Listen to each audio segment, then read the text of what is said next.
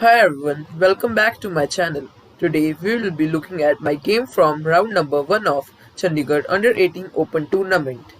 In this round, my opponent is Akhil Goyal. He has got a rating of 1093 and I myself have not got a rating yet as it is my second over the board tournament and I am yet to defeat a rated opponent. I begin with e4. He plays e6, the French defense. I play d4, he plays d5. I play e5, the advanced French. He plays c5, attacking my center pawn. I play c3, defending it. He plays knight to c6. I play knight f3. And after queen b6, I play bishop e3, blundering the b2 pawn. And my opponent responds to it by capturing the pawn. Now I have to play the move knight bd2 so that my queen can defend the rook. However, this also blunders the c3 pawn, which my opponent takes. I play bishop to b5 so that I can pin the knight to the king and reduce the pressure on my center d4 pawn. However, my opponent plays the move queen to a5, forcing me to think whether to take the knight or move my bishop back. I decide to take the knight as this will reduce the pressure on center and I will also damage his structure as after pawn takes, his pawns are doubled on the c5. And now I castle. He plays knight to e7. I play knight b3, attacking the queen and simultaneously attacking the c5 pawn. And after the queen moves, I win one pawn back. He plays knight to f5. I play queen d2, defending my bishop so that I do not have to compromise my pawn structure.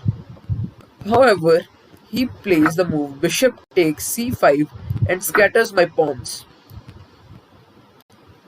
And after he castles, I play the move rook b1, taking control of the open file. He plays bishop a6, attacking my rook on f1 square, which moves out of the way. He plays rook b8, looking to trade the rooks as he is up material. I play a waiting move as after trading I do not want to surrender the control of the open file to him. He also does not take my rook, but after a4 he decides to take it and plays the move rook b8, looking to trade the second rook as well, as his pawn structure is far better than mine. Therefore he has an advantage in the endgame. But I do not wish to trade the rooks just yet. However, he takes my bishop now, and if I take with the queen, my rook will be taken, so I have to take with the pawn. And after that he plays h6, and now I decide to take the rook. And after he captures, I play the move queen c3, defending all my pawns. Despite queen c3 defending all the pawns, he gets in my position by playing the move queen b1 check. And after king to h2, he plays queen e4, attacking my a4 pawn, e3 pawn and e5 pawn. It was not possible for me to defend these all pawns together, so I decided to trade queens with the move queen d4. However, at this particular move, he blunders by playing the move bishop to d3, because after I take his queen, he recaptures with the bishop. Then I have this cool move knight to d4, which attacks his c6 pawn and will also give me a passed pawn. He could not do anything of this and he plays a waiting move a6.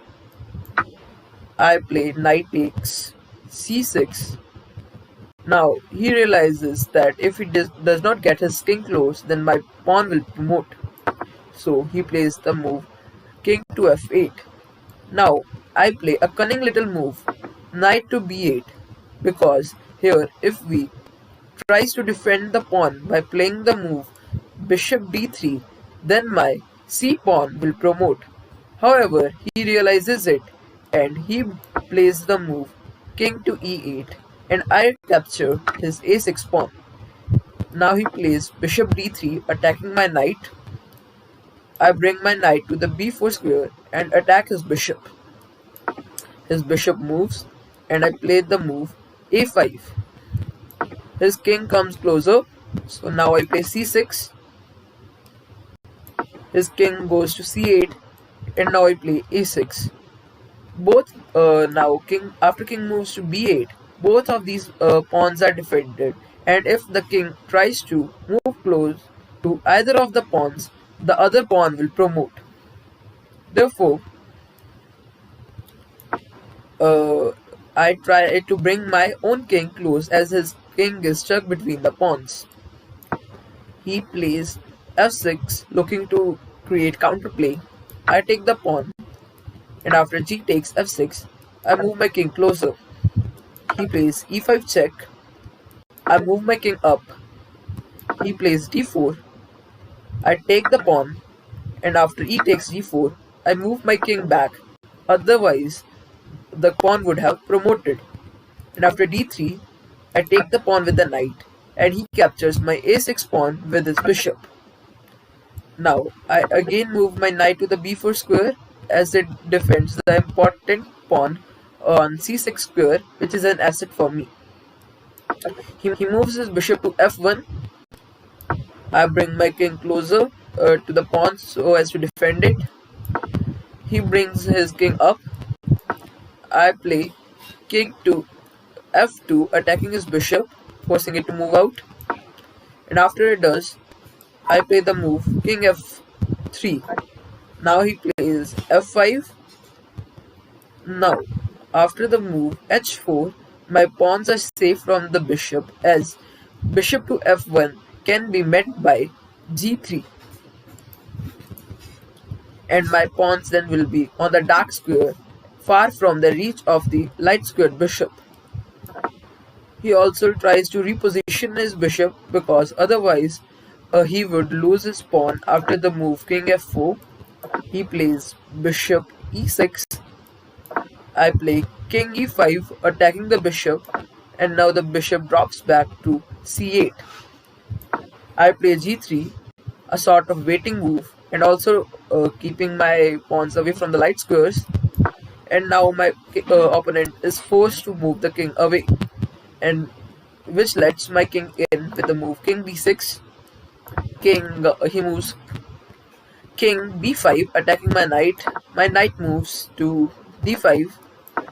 He plays king c4 and here I miss the important fork knight to b6 as we had quite low time on our clocks, but I played the move knight to e7, which also proves to be advantageous for white. However, this does not give an immediate win.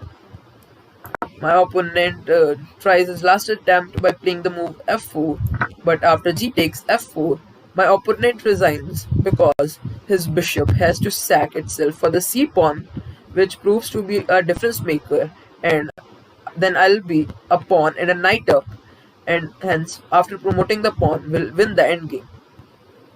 However, I won't get my rating after this game even though I have defeated a rated player, as this tournament is not FIDE rated.